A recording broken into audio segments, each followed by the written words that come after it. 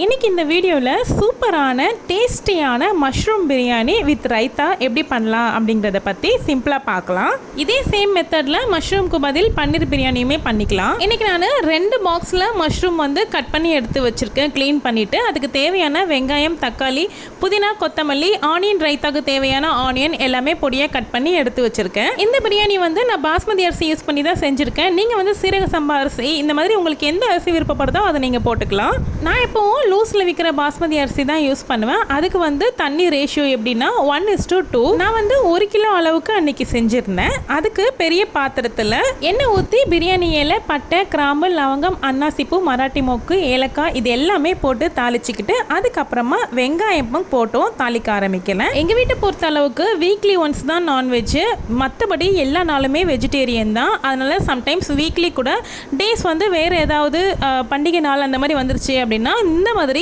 மஷ்ரூமோ இல்லைன்னா பன்னீரோ போட்டு நாங்கள் பிரியாணி செஞ்சிடுறது உண்டு. வெங்காயம் சேர்த்துக்கிறேன் இந்த டைமில். பிரியாணினாவே வெங்காயம் வந்து நல்லா பொன்னிறமாக வதங்கணும்ல, அந்த மாதிரி நல்லா வதக்கிக்கலாம். வதக்கும் போதே லேசாக உப்பு தூவி வதக்கணும் அப்படின்னா சீக்கிரமாக வதங்கும்ல. இப்போ எல்லாருக்குமே அது தெரியுது. பிரியாணினாவே இந்த மாதிரி நீல வாக்கில் கட் பண்ணி போடும்பொழுது தான் அது வந்து ரொம்ப டேஸ்ட்டாக நல்லா இருக்கும். இதே சேம் மெத்தடில் பன்னீர், மூக்கடலை, அதுக்கப்புறமா வந்து மீல் மேக்கர் இது எல்லாமே போட்டு கூட பிரியாணி செஞ்சுக்கலாம். அவ்வளோ சூப்பராக டேஸ்ட்டாக இருக்கும். வெஜிடேரியன் அப்படின்னா இந்த மாதிரியான பிரியாணிகள்லாம் நீங்கள் அடிக்கடி செஞ்சு சாப்பிட்றது ரொம்பவே நல்லது. மூடி போட்டு வச்சு கொஞ்சம் வதக்கி எடுத்துக்கலாம். அதன் பிறகு தக்காளி சேர்த்திக்கலாம். நம்ம ஆல்ரெடி வெங்காயம் வதங்கும் போதே கொஞ்சம் உப்பு சேர்த்திருக்கோம்ல, அதனால் தக்காளியுமே சீக்கிரமாக வதங்கி வந்துடும். நல்ல குழைவாக தக்காளி வதங்கி வரும்பொழுது தான் பிரியாணி இன்னும் டேஸ்ட்டாக இருக்கும். ஒரு சிலர் வந்து தக்காளி முழுசாக இருக்க மாதிரியே போட்டுருவாங்க, இல்லை ஒரு தக்காளியை 4 வெட்டி போட்டுருவாங்க. அந்த மாதிரி போடுறத காட்டிலும் இப்படி போட்டோம் அப்படின்னா நல்ல குழைவாக வதங்கி வரும் ஒரு சேர. இந்த ஸ்டேஜில் புதினா, கொத்தமல்லி இது எல்லாமே சேர்த்திக்கலாம். பிரியாணினாவே புதினா இல்லாமல் இருக்கவே இருக்காதுல்ல. புதினாவுடைய ஃப்ளேவர் வந்து பிரியாணிக்கு ரொம்ப ஒரு டேஸ்ட் கொடுக்கும், நல்ல வாசனையும் இருக்கும். இப்போ நம்ம நல்லா க்ளீன் பண்ணி கட் பண்ணி வச்சுருக்கக்கூடிய மஷ்ரூமை சேர்த்திக்கலாம். மஷ்ரூமை சேர்த்து நல்லா வதக்கி கொடுங்க. அது வந்து இந்த மசாலாவோடு சேர்த்து நல்லா வதங்கணும். மூடி போட்டு நீங்கள் வதக்கும் பொழுது மஷ்ரூம்லேருந்து தண்ணி விடும். அந்த தண்ணியெல்லாம் நல்லா வத்துற வரைக்கும் நல்லா வதக்கிக்கோங்க. மஷ்ரூம் சேர்த்ததுமே இஞ்சி பூண்டு பேஸ்ட்டு சேர்த்திக்கோங்க. அந்த இஞ்சி பூண்டு பேஸ்ட் நான் சேர்த்தது வந்து கிளிப்பிங்ஸ் வந்து இதில் மிஸ் ஆயிடுச்சு, ஆனால் நீங்கள் வந்து சேர்த்திக்கோங்க. அது கூடவே பிரியாணி மசாலா, கரம் மசாலா, மஞ்சள் தூள் இது எல்லாமே நீங்கள் போட்டுக்கோங்க. தனி மிளகாய் தூள், காஷ்மீரி மிளகாய் தூள் இது எல்லாமே நான் சேர்த்திக்கிட்டேன். காஷ்மீரி மிளகாய் தூள் வந்து காரத்து காட்டிலும் நமக்கு வந்து கலர் வந்து நல்லா கொடுக்கும் பிரியாணிக்கு. வெறும் மிளகாய் தூள் கலருக்காக வேண்டி நம்ம போட்டோம் அப்படின்னா குழந்தைங்க வந்து ரொம்ப காரமாயிருச்சு அப்படின்னா சாப்பிட மாட்டாங்கல்ல. அதனால் நான் வந்து காஷ்மீரி மிளகாய் தூள் கொஞ்சம் சேர்த்திக்கிறேன். அது கலர் நல்லா கொடுக்கும், பிரியாணிக்கு ஒரு ஃப்ளேவர் இருக்கும். இதுக்கு இடையில நீங்கள் மூடி போட்டு நல்லா மஷ்ரூமை வதக்கிக்கோங்க. வதக்கும் பொழுதே நீர் விடும்னு சொன்னல, அந்த தண்ணி எல்லாமே நல்லா வற்றணும். அதுக்கப்புறமா தான் நீங்கள் வந்து தயிர் சேர்க்க வேண்டியது இருக்கும். நான் வீடியோவில் காமிச்சிருக்கேன், தொடர்ந்து பாருங்கள். எப்போவும் ஒரே மாதிரி சமைக்கிறது காட்டிலும் இந்த மாதிரி மஷ்ரூமில் பிரியாணி செஞ்சீங்க அப்படின்னா ரொம்பவே டேஸ்ட்டாக இருக்கும். நிறைய பேர் வந்து இப்படி செய்கிறது உண்டு. சில பேர் வந்து கிரேவி இந்த மாதிரியே செஞ்சுருவாங்க. பட் பிரியாணி செஞ்சீங்க அப்படின்னா ரொம்ப ரொம்ப டேஸ்ட்டாக இருக்கும். நீங்கள் ஒரு வாட்டி ட்ரை பண்ணி பாருங்கள். ட்ரை பண்ணி பார்த்துட்டு எப்படி வந்துச்சு அப்படின்ட்டு கமெண்ட்டில் சொல்லுங்கள். நம்மளோட சேனலில் இந்த மாதிரி சமையல் வீடியோஸ் வந்து போடலாமா அப்படிங்கிறத பற்றி கமெண்ட்டில் கொஞ்சம் ஷேர் பண்ணிக்கோங்க. ஏன்னா நீங்கள் எந்த மாதிரி வீடியோஸ் எதிர்பார்க்குறீங்க அப்படின்னு தெரிஞ்சுக்கிட்டேன் அப்படின்னா அதுக்கேற்ற மாதிரி நம்ம வீடியோஸ் போடுறதுக்காக தான் நான் கேட்குறேன். கமெண்ட்டில் ஷேர் பண்ணிங்க அப்படின்னா உங்களுடைய வாண்ட் என்னங்கிறது நான் தெரிஞ்சுக்குவேன்ல.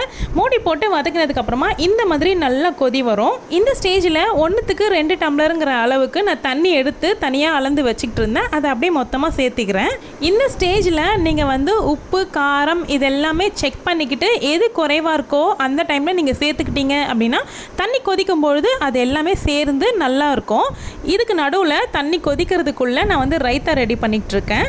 நான் எப்போதுமே ரைத்தாவில் வந்து பச்சை மிளகாய் வந்து சேர்க்க மாட்டேன். ஏன்னா குழந்தைங்க சாப்பிட்றாங்கன்னும் போது நடுவில் பச்சை மிளகாய் வந்து காரமாயிடும். ஸோ வந்து அந்த பிரியாணியுமே நல்லா சாப்பிடாமல் போயிடுவாங்க. அதனால் பச்சை மிளகாய் சேர்க்க மாட்டேன். உங்களுக்கு விருப்பப்பட்டீங்கன்னா பச்சை மிளகாய் நீங்கள் சேர்த்திக்கலாம். அதுக்கப்புறம் வந்து கேரட்டு, குக்கும்பர் இந்த மாதிரி சேர்க்கறதும் நல்லது தான். நான் வந்து வெங்காயம், தயிர், கொத்தமல்லி, உப்பு மட்டும் சேர்த்து ரெடி பண்ணி வச்சுக்கிட்டேன். இப்போது கொதிச்சுட்டு இருக்கிறது நல்லா கொதிக்க ஸ்டார்ட் ஆயிடுச்சு. இந்த ஸ்டேஜில் நல்லா கொதிக்க சலசலன்னு இந்த மாதிரி கொதிக்கும் பொழுது நம்ம அரிசி சேர்த்திடலாம். ரொம்ப நேரம் ஊற வைக்க தேவையில்லைங்க அரிசி. நீங்கள் வந்து வெங்காயம் எல்லாம் அரிஞ்சு முடிச்சுட்டு தாளிக்க ஆரம்பிப்பீங்க பார்த்தீங்களா, அந்த டைமில் தண்ணி ஊற்றினா போதும் அரிசியில். அதுக்குள்ளே எல்லாம் ஊறி நல்லா கரெக்டாக வந்துடும். இதுக்கப்புறமா நல்லா மூடி போட்டுட்டு ஒரு 20 நிமிஷம் நல்லா வேக விடணும். நான் வந்து நடுவில் எடுத்து நல்லா கலரி விடுவேன். ஏன்னா நல்லா அடியில் வந்து பெரிய பாத்திரங்கிறதுனால அடி பிடிச்சிரும். அதனால் நடுவில் இந்த மாதிரி ஓப்பன் பண்ணி கலரி விட்டுக்கிட்டே இருப்பேன். இப்போ நல்லா டேஸ்ட்டாக ரெடி ஆயிடுச்சு. கொத்தமல்லி கார்னிஷிங்காக போட்டு விட்டுட்டேன். உங்கள் வீட்டுக்கு சடனாக யாராவது விருந்தாளிங்க வந்துட்டாங்க அப்படின்ற பட்சத்தில் ஒரு சூப்பரான லஞ்சாவோ இல்லை அல்லது டின்னராகவோ இதை நீங்கள் செஞ்சு கொடுத்தீங்க அப்படின்னா ரொம்ப விருப்பமாக சாப்பிடுவாங்க. ரொம்ப டேஸ்ட்டாகவும் இருக்கும். இந்த வீடியோ உங்களுக்கு பிடிச்சிருந்தா வீடியோவை லைக் பண்ணிக்கோங்க, சேனல் சப்ஸ்கிரைப் பண்ணி வச்சுக்கோங்க. இந்த மாதிரி நிறைய வீடியோஸ் பார்க்குறதுக்கு ஆல்ரெடி நிறைய ரெசிபிஸ் வந்து நான் ஷேர் பண்ணியிருக்கேன். என்னுடைய பிளேலிஸ்ட்டை செக் பண்ணி பார்த்தீங்க அப்படின்னா அதில் நிறைய ரெசிபிஸ் இருக்குது.